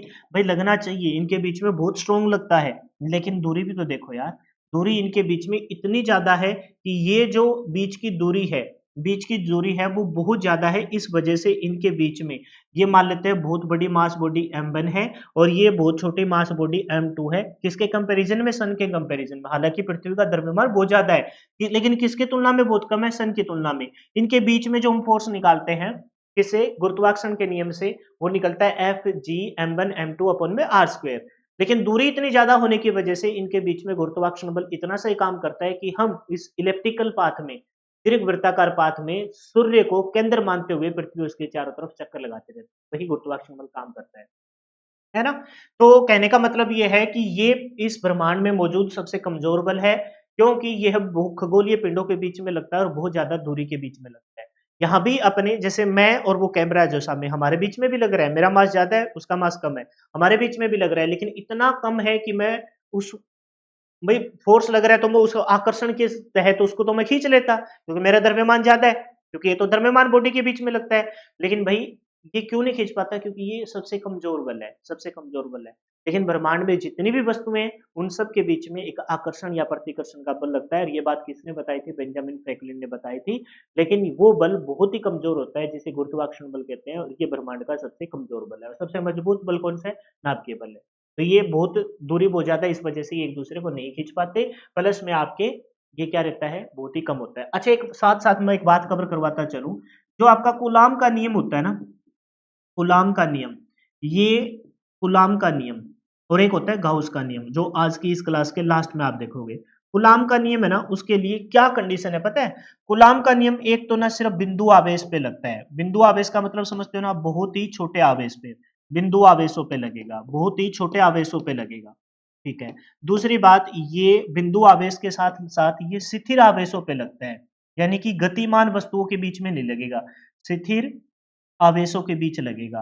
कूलाम्स का नियम है ना, जिसे हम फर्स्ट फोर्स आवेश, गतिमान आवेशों के बीच में नहीं लगेगा, जिससे आप फोर्स निकालते हो एफ के Q1 Q2 अपन में आर स्क्वायर, कूलाम्स कोफिशिएंट को बताता है। तो वो क्या किस किस चीजों पे लागू होता है, मैं उस बात को बता रहा हूँ, क्योंकि फिर इसी का एक बाप होता है कूलाम्स लॉ का ही, इन द सेंस रियल बाप नहीं है, मतलब याद करने के। कूलाम्स का नियम ना तीन मतलब कंडीशन है उसकी। पहले तो ये कि भी बहुत छोटे छोटे आवेशों के बीच लगेगा। दूसरी बात स्थिर, स्थिर मतलब जिनमें गति ना हो। कहने का मतलब है खगोलीय पिंड के बीच में तो हम लगा ही नहीं सकते फिर कूलाम का नियम, क्योंकि वो तो प्रत्येक सेकंड में गतिमान रहते हैं, पल से पल वो अपनी दूरी को आगे बढ़ जाते हैं। तो लेकिन ये स्थिर आवेशों पे लगता है। तीसरी बात, ना तो ये बहुत छोटी जगह लगता है ना बहुत बड़ी। छोटी कहाँ? ना तो ये बहुत कम दूरी पर भी नहीं लगेगा, बहुत कम दूरी पर भी ये नहीं लगेगा, और बहुत ज्यादा दूरी पर भी नहीं लगेगा। क्या मतलब है इस बात का? कम दूरी कितनी? कम दूरी है जी नाभिक के अंदर, जो नाभिक की त्रिज्या होती है, क्योंकि हमने देखा था कि कोई एटम होता है, कवर कर लेते हैं सारे के सारे क्वेश्चन है, हल्के में मत लेना। कोई अगर एटम है, कहां बनाऊं? ये देखो ये बना दिया मैंने एटम। इस एटम के बीच में जो नाभिक होती है, इस नाभिक का व्यास मैं तुमको बता चुका हूं, बताया था मैंने। इस नाभिक का जो व्यास होता है वो कितना होता है? इस नाभिक के व्यास की बात करूं यहां से लेकर यहां तक, इस नाभिक के अगर मैं व्यास की बात करूं, इसका व्यास होता है किसमें मापते हैं? फर्मी मीटर में। वो क्या रहता है? 1.75 गुना में 10 की पावर -15 मीटर, ये होता है नाभिक का व्यास। इस दूरी पर कौन सा बल काम करता है? नाभिकीय बल काम करता है। इस दूरी पर कौन सा बल काम करता है जी? नाभिकीय बल काम करता है, जो इस ब्रह्मांड का सबसे स्ट्रॉन्ग बल है। इस ब्रह्मांड का क्या है? सबसे स्ट्रॉन्ग बल है। लेकिन आपको पता है कि एटम की कितनी की औकात होती है, उस एटम के अंदर नाभिक की कितनी की औकात होती है। लेकिन जितनी भी औकात होती है, इस एक पदार्थ को ठोस नामक जो दिखाई दे रहा है, इसके अंदर लाखों करोड़ों संख्या में तो अणु, और अणु फिर लाखों करोड़ों संख्या में परमाणु, और उस परमाणु के अंदर फिर आपके इलेक्ट्रॉन प्रोटॉन न्यूट्रॉन। हालांकि ये वाले जो इलेक्ट्रॉन है वो गतिमान नहीं है, क्योंकि ये ठोस अवस्था में है, क्योंकि ये आपके कुचालक की तरफ लेके जाते हैं। लेकिन उस एटम की कितनी की औकात है? उस एटम के अंदर नाभिक की कितनी औकात है? उसका जो डायमीटर है वो 1.75 गुना में 10 की पावर -15 मीटर, जिसको फर्मी मीटर में मापते हैं, इतना कम होता है। लेकिन इसके अंदर जो बल होता है ना, वो सबसे मजबूत बल होता है इस ब्रह्मांड का। और सबसे कमजोर कौन सा होता है? सबसे कमजोर होता है जी गुरुत्वाकर्षणीय बल। तो ये बात कहां से निकल के आई? कूलाम का नियम बिंदु आवेश पे लागू होता है। बिंदु आवेश पे क्या होता है? लागू होता है। ठीक है, लागू होता है, और स्थिर आवेश पे लागू होता है, गतिमान आवेशों पे लागू नहीं होता। लेकिन बहुत कम दूरी, कितनी कम दूरी, नाभिकीय दूरी 1.75 गुना में 10 की पावर 15, उस पे कूलाम्स का नियम लागू नहीं होता। बिंदु आवेश तो मैंने बोल दिया भी छोटी छोटी दूरी, तो छोटी दूरी क्या सर नाभिकीय में भी लागू हो जाएगा? नहीं, नाभिक के अंदर कौन सा काम करता है, नाभिकीय बल काम करता है। नाभिक के अंदर कौन सा बल काम करता है, नाभिकीय बल काम करता है, जो इस ब्रह्मांड का सबसे स्ट्रॉन्ग बल है। ये चीज मैं लिंक करके पढ़ा रहा हूं, याद कर लेना, सारी की सारी पेपर में आई हुई है। तो बहुत कम दूरी पर भी आपका कूलाम्स का नियम लागू नहीं होता। बहुत कम दूरी कितनी, नाभिक की दूरी, नाभिक की दूरी मतलब इससे ज्यादा दूरी पे ये लागू होगा, और बहुत ज्यादा दूरी पर भी लागू नहीं होगा। क्यों? क्योंकि बहुत ज्यादा दूरी पर आपका कौन सा नियम लागू होता है, खगोलीय पिंडों पर आपका गुरुत्वाकर्षण का नियम लागू होता है, जो इस ब्रह्मांड का सबसे कमजोर बल है। क्लियर है भाई? बहुत ज्यादा दूरी पर भी लागू नहीं होता और बहुत कम दूरी पर भी ये लागू नहीं होता। अब देख लेते हैं जी इससे रिलेटेड न्यूमेरिकल। वायु में एक दूसरे से 30 सेंटीमीटर, कितने सेंटीमीटर, 30 सेंटीमीटर पर रखे दो छोटे आवेशित गोले क्रमशः 2 गुना 10 की पावर -7 कूलाम, ये थोड़ा सा पीडीएफ में ऐसे ही आता है, पावर को ना ऐसे तीर के निशान, 2 गुना 10 की पावर -7 कूलाम तथा 3 गुना 10 की पावर -7 कूलाम, 3 गुना 10 की पावर 7 कूलाम आवेश है। इनके बीच कितना बल लगेगा, इनके बीच कितना बल लगेगा, बल आवेश है और बल की बात कर रहा है, तो कूलाम्स कोफिशिएंट के साथ क्या बोलेंगे, के Q1 Q2 और बटा में क्या आ जाएगा, बटा में आ जाएगा जी आर स्क्वायर। और किस में मापेंगे बल को, बल को मापेंगे न्यूटन में। पहला न्यूमेरिकल है, हालांकि पेपर में आपको डायरेक्ट वैल्यू याद रखनी है, लेकिन हो सकता है कोई स्टूडेंट फर्स्ट टाइम सीख रहा हो तो उसको ना समझ में आए, तो निकाल लो। बताइए बीच की दूरी को आर बोलते हैं, आर मतलब कितना है, 30 सेंटीमीटर, कितना है, 30 सेंटीमीटर है। ठीक है, आवेश, पहला आवेश कितना बताया, Q1, क्यू का वन का मान कितना बताया है, 2 गुना 10 की पावर -7, और किसमें मापते हैं आवेश को, कूलाम में मापते हैं। दूसरा आवेश कितना बताया, Q2, Q2 का मान बताया है जी 3 गुना 10 की पावर -7 कूलाम, ये बताया है। अच्छा, एक चीज तुमको ध्यान रखनी है कि यूनिट जो आती है, यूनिट, वो यूनिट एसआई यूनिट यूज करनी है। आपको देखा होगा कूलाम्स कोफिशिएंट, आपको आपको पता नहीं लगा, मान के चल रहे गुलाम गुलाम ये तो सही है, आपने देखा था कूलाम्स कोफिशिएंट, ये अभी हटा दूंगा मैं, उसकी जो वैल्यू थी वो 9 गुना कूलाम्स कोफिशिएंट के की वैल्यू है, जो आपको इस न्यूमेरिकल में यूज, कहां लिखो, यही लिख देता हूँ, छोटा छोटा लिख, कूलाम्स कोफिशिएंट के का जो मान लिखना है, उस के का मान क्या रहेगा, 9 गुना 10 की power 9 newton metre square, newton metre square per KG square, ये आपको यूज करना है। Newton metre square per KG square तो यूज करते हैं हम किसमें, ग्रेविटेशनल कोफिशिएंट में। यहां हम यूज क्या करेंगे, Newton metre square per coulomb square. अब एक चीज ध्यान देखो कि फोर्स को किसमें मापेंगे, फोर्स को तो हम न्यूटन में मापेंगे, बिल्कुल सही है, तो न्यूटन में रहेगा।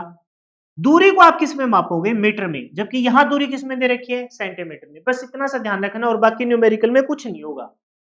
जो न्यूमेरिकल में जो एग्जामिनर चाहेगा ना, वो चाहेगा कि भाई आप यूनिट को सही कर पाते हो कि नहीं आते, मात्रक को, ऐसा ही मात्रक यूज कर।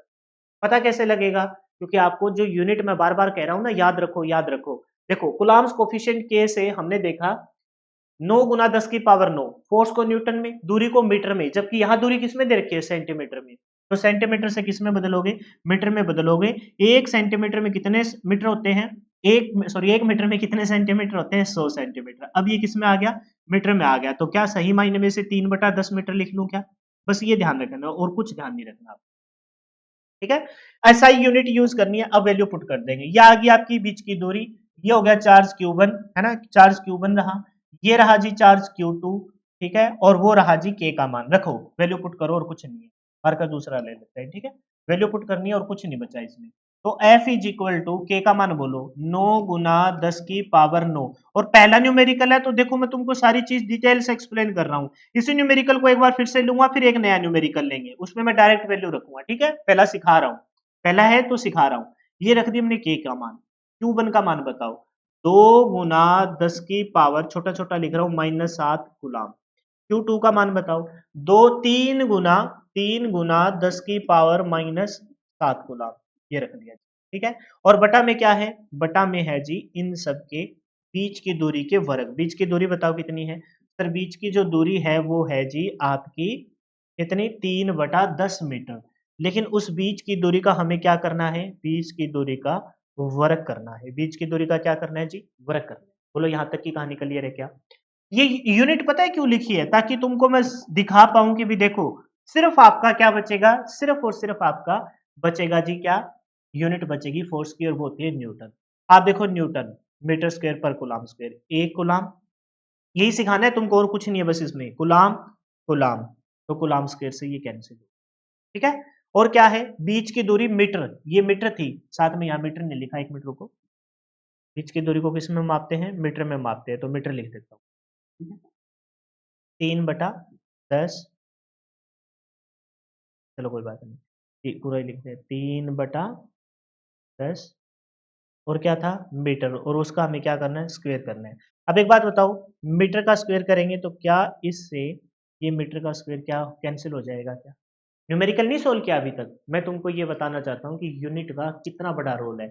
अगर तुम यहाँ सेंटीमीटर लिखते और यहाँ मीटर है तो ये कैसे कटता, नहीं कटता। अब बताइए ऊपर क्या बचा, वैल्यू को बाद में देखेंगे, न्यूटन, नीचे कुछ बचा, कुछ नहीं बचा। यानी कि अब फाइनली अपना फोर्स जो भी रिजल्ट आएगा उसकी यूनिट लास्ट में क्या आ जाएगी, न्यूटन आ जाएगी। इसका मतलब हमने सही सोल्व किया है, यानी यूनिट आपको सही करनी है, और न्यूमेरिकल में कुछ भी नहीं होता, और न्यूमेरिकल में कुछ भी नहीं होता। सोल्व करो, 9 दूनी 18, है ना। अच्छा नीचे वाले को पहले सोल्व कर लेते हैं। आप पावर को देखो, 10 की पावर कितनी है, पहले लिख लेते हैं, वैल्यू को रखते हैं। देखो दो, पहला न्यूमेरिकल है तो सारा कुछ रखेंगे, 2 गुना में 2 गुना में 3, ठीक है भाई, गुना में 10 की पावर क्या है, 10 की पावर है जी 9, गुना में 10 की पावर क्या है, -7। अच्छा -7 दो बार है, माइनस माइनस वालों को जोड़ दो, माइनस का 14, माइनस का क्या होगा 14, और बटा में क्या है, बटा में है जी 3/10 का स्क्वायर। सिर्फ ये मीटर स्क्वायर वाला काटा है हमने, कहीं तुम सोच लो कि सारा ही काट दिया सर ने, मैंने सिर्फ और सिर्फ ये वाला काटा है ना। ये मीटर स्क्वायर था, इस वाले को काटा है, इसको मैं पूरा लिख के और फिर मैं काट दूंगा। 3 का स्क्वायर कितना हो जाएगा, 9, बोलिए जरा, 3 का स्क्वायर कितना हो जाएगा, 3 का स्क्वायर हो जाएगा जी 9, 3 का स्क्वायर बोलो कितना हो जाएगा, 3 का स्क्वायर हो गया 9, है ना, 9। नीचे 10 का स्क्वायर, ये 10 का स्क्वायर पलट के लिख लो, चाहे लिखना चाहो तो, और चाहे तो इसको ऐसे भी लिख सकते हो, 10 की पावर 2, 10 की पावर 2, ये पलटेगा, ये पलटेगा तो ये क्या, 10 की पावर 2 कहाँ चला जाएगा, ऊपर चला जाएगा, 10 की पावर 2 कहाँ चला जाएगा, ऊपर। कैसे कि 9/10 है, पलट के क्या लिखेंगे, 10/9, ये पलट के आ जाएगा जी, यहाँ लिख देता हूँ ताकि आपको थोड़ा सा देखने में सही लगे, मार्कर दूसरा 10 की पावर 2, ये -2 मत कर देना, नीचे से ऊपर नहीं लेके जा रहे, ये 9/10 है, 9/10 को पलटेंगे तो 10/9, जबकि 9/10 की पावर 2 है, तो पलट के 10 की पावर 2 ऊपर चला जाएगा, प्लस माइनस नहीं बदलेगा, वो तो तब करते हैं जब नीचे से पावर ऊपर लेके जा रहे हो। ये 9/10 है, इसको पलट दिया तो 10/9, यानी कि 9/10 की पावर 2 था तो पलट के 10 की पावर 2 ऊपर चला गया। अब बताइए क्या इस 9 से 9 काट दूं, सही है भाई, और काटिए, 3 दूनी 6, 6 से कोई ऑप्शन है क्या, पहला ही ऑप्शन है। अच्छा 3 दूनी 6, फोर्स जो निकल के आया वो आया 3 दूनी 6, ये देखो 3 दूनी 6। अब ध्यान से देखो, 10 की पावर 2 और 10 की पावर 9, 9 और 2 11, 11 में से 14 गया तो क्या आ जाएगा, 11 में से 14 गया, 10 की पावर -3, और साथ में क्या रहेगा, न्यूटन, क्योंकि न्यूटन ही इसकी फाइनल यूनिट थी। अब कहोगे सर इतना टाइम एक न्यूमेरिकल में, भाई मैं तुम लोगों को सिखा रहा था, इस क्वेश्चन को आप विद इन 10 या 15 सेकंड के अंदर सोल्व कर सकते हैं। मैं फिर से इस क्वेश्चन को लेता हूं ताकि तुम्हारा कॉन्फिडेंस आए, क्योंकि पहला क्वेश्चन था तो मैं नहीं चाहता था कि कोई आईटीआई बेस का बच्चा ये सोचे कि यार ये तो अपने बस के नहीं है, न्यूमेरिकल नहीं होंगे बाकी हम सब कर लेंगे। तो उन सबको मैंने बस ये समझाने की कोशिश किया, भाई तुमको परेशान होने की जरूरत नहीं है। मैं जब यहाँ आपको बोल रहा हूँ, श्योरिटी दे रहा हूँ कि भी तुम्हारा एक सिंगल क्वेश्चन भी एग्जाम में गलत नहीं होगा, तो इस बात के कुछ अहमियत रहते होंगे, है ना, इस बात के कुछ मायने रहते होंगे। तो इस वजह से मैं इस न्यूमेरिकल को एक बार फिर से आपके लिए बता रहा हूँ, एक नए इसी सेम न्यूमेरिकल को नेक्स्ट पेज पे ले लेते हैं, फिर एक न्यूमेरिकल और भी लेंगे, फिर आपको थोड़ा कॉन्फिडेंस आ जाएगा कि अगर इस जैसा कोई क्वेश्चन आया तो भाई हम चंद सेकंडों में उसे सोल्व करते हैं, ठीक है।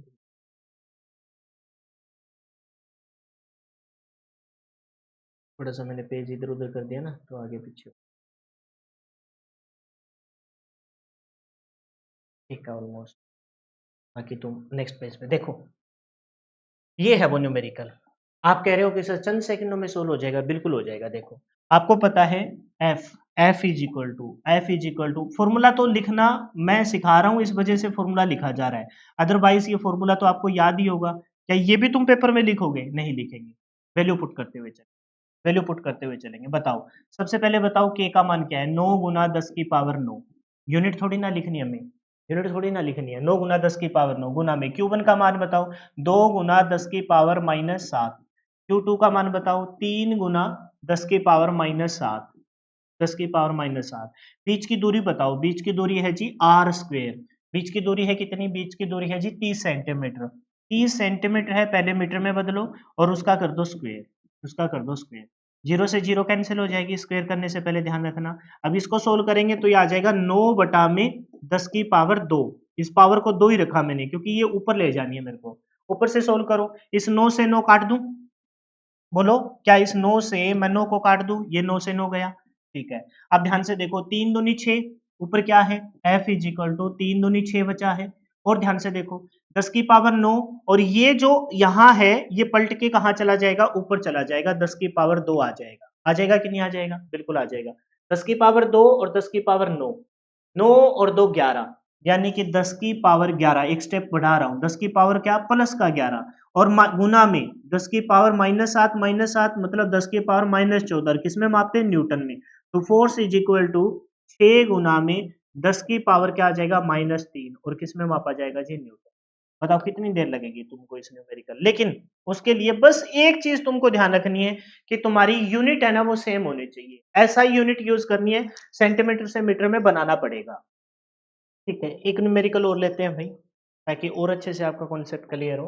वो कहता है कि वायु में एक दूसरे से 2.5 सेंटीमीटर, पॉइंट में दे रखा है 2.5 सेंटीमीटर दूरी पर रखे दो छोटे आवेशित गोलों पर 5 गुना 10 की पावर -8 गुलाम तथा 10 गुना 10 की पावर माइनस कुछ रह गया -6 गुलाम, है ना, -6 गुलाम आवेश है, तो उनके बीच कितना बल काम कर रहा है हमें पता है। डायरेक्ट रखूं, बोलो F is equal to, formula लिख लेते हैं K Q1 Q2 अपॉन में आर स्क्वेयर। घबराना नहीं है, न्यूमेरिकल मैं कहूंगा कि भी थ्योरेटिकल पोर्शन गलत हो सकता है लेकिन न्यूमेरिकल पोर्शन आपका कभी गलत नहीं होगा। क्यों, क्योंकि अगर अगर आपने समझते टाइम कॉन्सेप्ट क्लियर कर लिया, अभी वैल्यू रखनी है और बस एक चीज ध्यान रखना है कि यूनिट आपकी सेम होनी चाहिए। आप बताइए के का मान कितना है, सर के का जो मान है वो है जी क्या 9 गुना 10 की पावर 9 न्यूटन मीटर स्क्वायर पर कूलम स्क्वायर। Q1 का मान बताओ कितना है, Q1 का मान है 5 गुना 10 की पावर -8, लिख लिया हमने। फिर Q2 का मान कितना है 8 गुना 10 की पावर -6 कूलम, ठीक है। और बीच की दूरी का स्क्वायर कर कर बीच की दूरी, लेकिन बीच की दूरी दी कितनी है 2.5, 2.5। सबसे पहले तो इसका पॉइंट हटा लो, क्या 2/10 लिख लो, लेकिन ये है किसमें, ये है जी सेंटीमीटर में, किसमें है जी सेंटीमीटर, सेंटीमीटर से मीटर में बनाते हैं तो किससे भाग करते हैं, 100 से भाग करते हैं और पावर क्या कर दोगे 2 कर दोगे।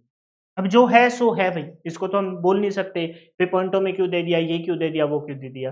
सबसे पहले पॉइंट हटाया बटा में 10 और मीटर से सेंटीमीटर में बनाते हैं, मैंने पिछली बार भी बताया 100 से डिवाइड करते हैं, किसे डिवाइड करते हैं 100 से, ज्यादातर सेंटीमीटर में देता है 100 से डिवाइड करते हैं, याद रखो, ठीक है। सोल्व कीजिए इसको, ऊपर वाली चीज का एक बार सॉल्यूशन देखो, 9 गुना में 5 गुना में 8, इतना तो दिखाई दे रहा है ना, 9 गुना में 5 गुना में 8, 8 5 40, 40 गुना में 9, 40 गुना में 9 कितना आ जाएगा, 40 गुना में 9 चौका 36, 360 आ गया, 40 गुना में 9 360 आ गया। देखो 5 8 40, 5 8 40, हालांकि ना काटना चाहो तो मत काटिए, आपकी मर्जी है, मल्टीप्लाई में कट जाएगा, लेकिन मैंने क्या देखा 5 8 40, 40 गुना में 9, 9 चौका 36, 360 गुना में, प्लस वाले देखो 10 की पावर 9 है और माइनस वाला देखो, माइनस वाले 10 की पावर 8 और 6, ये दोनों माइनस के हैं, ये दोनों किसके हैं, ये वाला भी माइनस का है, ये वाला भी माइनस है, 8 और 6 कितना आ जाएगा माइनस का 14, सेम पावर वाले जुड़ जाते हैं। बटा में देखिए क्या है, बटा में 25 का स्क्वायर यानी 25 गुना में 25 हो जाएगा।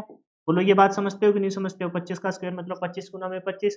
अच्छा ये है जी 3 जीरो, ध्यान से देखो आप इसे, 10 गुना में 100 यानी कि 10 की पावर कितना बन रहा है, 10 की पावर बन रहा है 3, 10 की पावर बन रहा है 3 क्योंकि 3 जीरो है तो 10 की पावर 3, और उसका जब स्क्वायर करेंगे क्योंकि स्क्वायर ऊपर का भी होगा नीचे भी का भी होगा, तो ये बन जाएगा 10 की पावर क्या बोलेंगे, यहाँ ऐसे मत सोचने स्क्वायर है, स्क्वायर यहाँ क्या है 10 की पावर 3 का ऊपर स्क्वायर, तो ये पावर आपस में क्या हो जाएगी, पावर हमेशा आपस में मल्टीप्लाई होते हैं, ये बन जाएगा 10 की पावर 6। बस ये तुमको सोल्व करना आना चाहिए। मैंने 25 का स्क्वायर अलग से किया तो 25 गुना में 25 लिख दिया, नीचे है 10 गुना में 100 यानी कि 10 की पावर 3 है, 3 जीरो तो 10 की पावर 3, उसकी पावर ऊपर वाले की पावर नीचे पावर वाले की पावर, 3 दूनी 6, 10 की पावर 6 है। 25 गुना में 25, 625 के बटा में 10 की पावर 6, ये पलट के कहाँ जाएगा, ऊपर जाएगा, तो ऊपर आ जाएगा 10 की पावर 6। ध्यान रखना, माइनस का मत कर देना, कहीं नीचे से ऊपर, ऊपर से नीचे ले जाते हैं सर पावर, तो माइनस में, माइनस किए तो प्लस की, प्लस किए तो माइनस में हो जाती है। भाई इसको पलटा है मैंने, ये 25 गुना में 25 625 था, पलटा तो ये आ जाएगा 625 नीचे रहेगा और 10 की पावर 6 ऊपर चला जाएगा, 10 की पावर 6 आ जाएगा। सोल्व कीजिए अब इसे, सोल्व कीजिए, बस अब तो कुछ बचा ही नहीं, काट लीजिए। आप बताइए, ये बताइए, ये दोनों प्लस के हैं, 9 और 6, 9 और 6, 15, 15 में से 14 गया, कितना आ जाएगा, 15 में से 14 जाएगा, दूसरा मार्कर लेके थोड़ा सा साफ साफ लिख देता हूँ, इधर नहीं इधर लिख।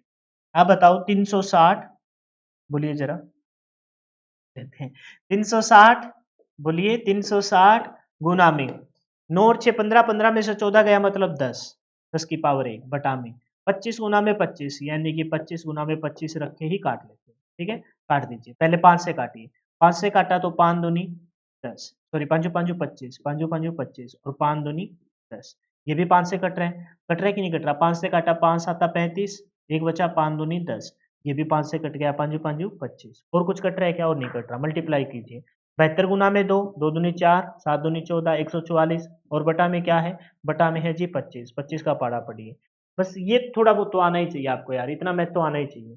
ये आ जाएगा 25 का पाड़ा पड़ेंगे, तो 25 चौका 100, 25 पंजा 125, 25 पंजा 125, कितना बचा 5 और 4 9, 19 बच गया। भाई 25 पंजा 125, 144 में से 25 माइनस करेंगे तो 5, तो वो है 4 आगे, 5 4 9, 19 बच गया। तो एक पॉइंट लगाएंगे, पॉइंट लगाएंगे तो क्या बन जाएगा 190, 25 छिक्का 150, 25 आता 175, 190 में से 75 गया, कितना बचा 15, फिर एक उसके बदले में एक जीरो, 150, 25 छिक्का 150, ये क्या आ जाएगा न्यूटन, ये अपना फाइनल 5.70 न्यूटन। मेन मुद्दा पता है क्या है, इतना कैलकुलेशन तो आएगी नहीं, पिछले वाले में कोई खास कैलकुलेशन नहीं थी। ध्यान रखना है कि सेंटीमीटर से मीटर में बदलना है, 25 2.5 था, 2/10 किया, मीटर से सेंटीमीटर से मीटर में 100 से डिवाइड किया, 25 गुना में 25 लिख लिया हमने, नीचे है 10 की पावर 3, ऊपर पावर 2, 3 दूनी 6, ये पलट के ऊपर चला जाएगा 10 की पावर 6, 9 और 6 15, 15 में से 14 गया 10 की पावर 1, 5 से काटा 5 5 25, 5 दूनी 10, 5 से काटा 5 7 35, 5 दूनी 10, 5 5 25, 2 दूनी 4, 7 दूनी 14 और 5 5 25, भाग किया तो 5.57 न्यूटन का बल लगेगा। ठीक है भाई, कर लोगे, कोई दिक्कत नहीं है, मेरे ख्याल से तो नहीं चाहिए। कहता है कि निम्न में से किसके लिए गॉस का नियम लागू होता है। मैंने आपको क्या बताया था, मैंने वहां बहुत अच्छे से बता दिया आपको कि कूलाम का नियम ना सिर्फ 3 ही चीजों पे लागू होता है। कूलाम का नियम 3 चीजों, 3 शर्त उस पे आपको ध्यान रखनी थी। कूलाम का नियम के लिए कौन कौन से 3 शर्त है। पहली शर्त तो मैंने ये बताई थी कि भाई ये बिंदु आवेश पे लागू होता है। बिंदु मतलब बहुत छोटे छोटे आवेशों पे लागू होता है, बिंदु आवेशों पे लागू होता है, लेकिन इतने छोटों पे लागू नहीं होता, क्योंकि बहुत छोटे मतलब दूरी हो तो वहां पर आपका नाभिकीय बल लगता है। दूसरी कंडीशन मैंने ये बताई थी, ये जो आवेश है वो किस पे लगेगा, आवेश लगेगा जी आपका किस पे, हम कहेंगे नियत पे लगेगा। नियत मतलब समझते हो ना, नियत आवेशों पे लगेगा, जहां पर गति ना हो, आवेशों पे लगेगा। गतिमान आवेशों पे कूलाम का नियम लागू नहीं होता, तो ये नियत पे लगता है। नियत मतलब स्थिर पे लगता है। नियत का मतलब क्या है, स्थिर आवेशों पे लगता है। छोटे पे लगता है, जिसे आप बिंदु आवेश बोलते हो, स्थिर पे लगता है। तीसरी जो बात मैंने बताई थी वो ये थी कि ना तो ये बहुत कम दूरी पे लगता, कम दूरी पर क्या लगता है जी, नाभिकीय बल लगता है। नाभिकीय दूरी कितनी होती है, 1.75 गुना 10 की पावर -15 मीटर। और ना ही ये बहुत ज्यादा दूरी पे लगता, ना ही कम दूरी पे लगता, ना ही ज्यादा दूरी पे लगता। ज्यादा दूरी पर क्या लगता है, ज्यादा दूरी पे लगता है सर आपका गुरुत्वाकर्षण का नियम, क्योंकि मास बॉडी फिर हम कंपैरिजन करते हैं। कम दूरी पर ध्यान रखेंगे क्या लगता है, कम दूरी पे लगता है जी नाभिकीय बल, जो दुनिया का सबसे स्ट्रॉन्ग बल है। लेकिन आप तो सर गाउस लॉ बता रहे थे, ये कहाँ चले गए, अभी आएंगे गाउस लॉ पर। नाभिकीय बल, और बहुत ज्यादा दूरी पर हम मास से कंपैरिजन करते हैं तो वहां पर लगता है आपका गुरुत्व का नियम, गुरुत्व का नियम, गुरुत्व का गुरुत्व का नियम लग जाता है। ठीक है भाई, ये आपको मैं बता चुका हूँ। अब देखो ये लगता है सिर्फ 3 चीजों पर, इसके अलावा इसी का एक बाप, इन द सेंस कि हर जगह जो लागू होता है। गाउस के नियम के लिए बस ये ध्यान रखेंगे कि ये ऑलमोस्ट ऑलमोस्ट ऑलमोस्ट सभी जगह पर लागू होता है। जगह का मतलब किन किन चीजों पे लागू होता है लिख रखा है, देखिए केवल पॉइंट चार्ज के लिए, बिल्कुल सही है, ये पॉइंट चार्ज के लिए लागू होता है। ठीक है, ये पॉइंट चार्ज के, जहां कुलाम्स का नियम भाई सभी जगह है, तो मतलब गुलाम के नियम पे जो शर्तें थी वहां पे लगेगा। गुलाम का नियम पॉइंट चार्ज पे लागू होता है। ये अनंत लाइन चार्ज पे भी लागू होता है। अनंत लाइन चार्ज मतलब कि जहां पर इन्फिनिटी टाइम्स ऑफ मतलब लाइट बाहर निकल रही हो, अनंत लाइन चार्ज। ये अनंत लाइन सीट पे भी लागू होता है, लाइन चार्ज और लाइन सीट पे भी लागू होता है। इसके साथ समान रूप से गोलाकार स्पेस पे भी लागू होता है। तो अपना आंसर क्या हो जाएगा, यह सब जगह लागू होता है। यह सब जगह लागू होता है, बस यही क्वेश्चन पेपर में पूछा गया है। और आपको इतना डिटेल से जानने की जरूरत नहीं कि गाउस का नियम क्या है। बस ध्यान रखेंगे गाउस का नियम है ना, गुलाम्स का नियम है वो 3 जगह है, पॉइंट, नियत और छोटी दूरी पे नहीं, और बड़ी दूरी पे भी नहीं लागू नहीं होता। नियत पे और स्थिर आवेशों पे, छोटे चार्ज पर, और नियत मतलब जहां पर गति में ना हो वहां पर लागू होता है। तो गाउस का नियम कहाँ लागू होता है, सब जगह लागू होता है, बस ये चीज ध्यान रखें। गाउस का नियम कहाँ लागू होता है जी, सब जगह लागू होता है। क्लियर है भाई। आगे बचे हुए क्वेश्चन है, लेकिन वो फिर कुलाम सलाह से रिलेटेड जो था वो मैंने यहाँ अच्छे से फिनिश करवा दिया। अब बाकी बचे हुए क्वेश्चन को ना नेक्स्ट क्लास में करेंगे, घंटा सवा घंटे की क्लास हम रख रहे हैं। टेंशन लेने की कोई जरूरत नहीं है, अपने पास बहुत टाइम है एग्जाम का, है ना। अगर टाइम की कोई ऐसी कोई सुसराहट मेरे को नजर आई कि जल्दी एग्जाम होगा, फिर यही क्लास आपकी दो दो सवा सवा दो दो घंटे की मैं रखूंगा, और बहुत जल्दी हम अपने सिलेबस को कवर भी करेंगे। फिलहाल के लिए इतना ही। यहाँ इस क्लास के माध्यम से हमने कूलॉम्स लॉ, ग्रेविटेशनल लॉ और गाउस के नियम का जो क्वेश्चन प्रीवियस ईयर में आए हुए हैं उन सबको अच्छे से कवर कर लिया। होप सो आपको भी समझ में आया होगा। अगर इसके साथ आप चाहते हो कि हमें, है ना, थ्योरी करनी है और थ्योरी के बाद आपकी यहाँ क्लासें लगानी है, तो हमारी ऐप पे जाइए, डिस्क्रिप्शन में उसका लिंक दे रखा है। मात्र 499 रुपए में आप हमसे जुड़ सकते हो, और उसमें कंटेंट है, वो कंटेंट आपका किस प्रकार का है उसकी कुछ एक डेमो क्लास में यूट्यूब पे डाल रहा हूँ। वो डेमो क्लास आप देख सकते हो। Electrician foundation batch 1 for all, किसी भी इलेक्ट्रिशियन से एग्जाम्स, इलेक्ट्रिशियन थ्योरी से रिलेटेड कोई भी एग्जाम आप दोगे तो इस सिलेबस से बाहर नहीं जाए। फिलहाल के लिए इतना ही। क्लास कैसी थी आपकी राय बहुत मायने रखती है। वीडियो अगर अच्छी लगी हो तो आप कमेंट कर सकते हो, और लाइक भी कर सकते हो, और अपने उन दोस्तों के साथ शेयर कर सकते हो जो आपके साथ। फिलहाल के लिए इतना ही। जय हिंद, जय भारत। मिलते हैं नेक्स्ट वीडियो में। Bye bye, take care, wish you all the best for your upcoming exam.